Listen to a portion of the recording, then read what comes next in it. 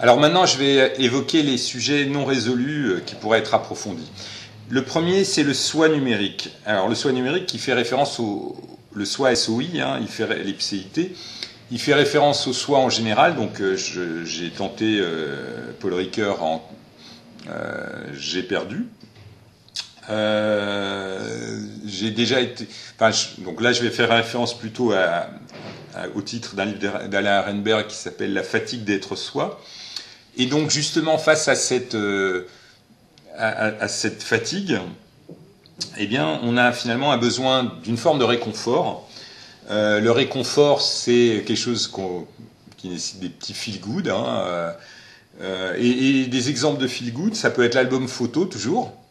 On se met au bord d'un feu de bois, on prend son album photo et d'un seul coup on se retrouve replongé dans une forme de nostalgie, du lien avec la mémoire collective, etc. Et aujourd'hui, ce qui peut remplir cette fonction, c'est Instagram. Vous allez consulter vos selfies, ça peut vous faire du bien. Stigler dit bien que Facebook peut être la pire des choses, mais il dit aussi que ça pourrait être la meilleure des choses si on arrivait à bien l'utiliser.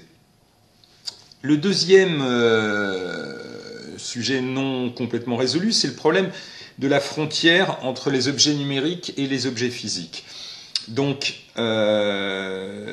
première chose, c'est important, on a un besoin de spatialité pour créer l'attachement. Donc ça, c'est Balint, Winnicott, Winnicott en particulier, qui a créé le concept de doudou.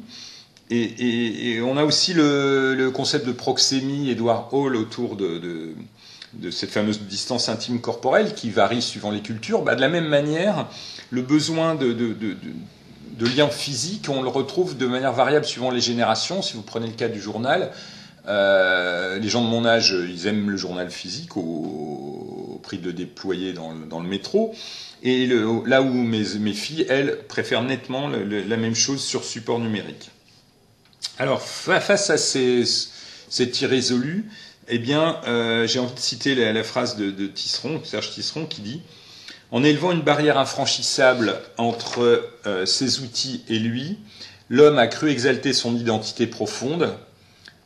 Bien au contraire, il s'est condamné à errer dans un univers vide et hostile.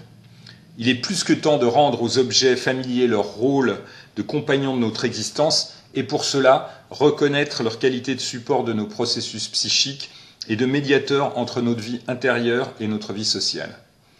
Et sachons aussi en tirer toutes les conséquences quant à la définition de nos dispositifs. » Donc là, j'ai envie de débouler sur est-ce qu'on peut créer des interfaces entre le physique et virtuel pour réduire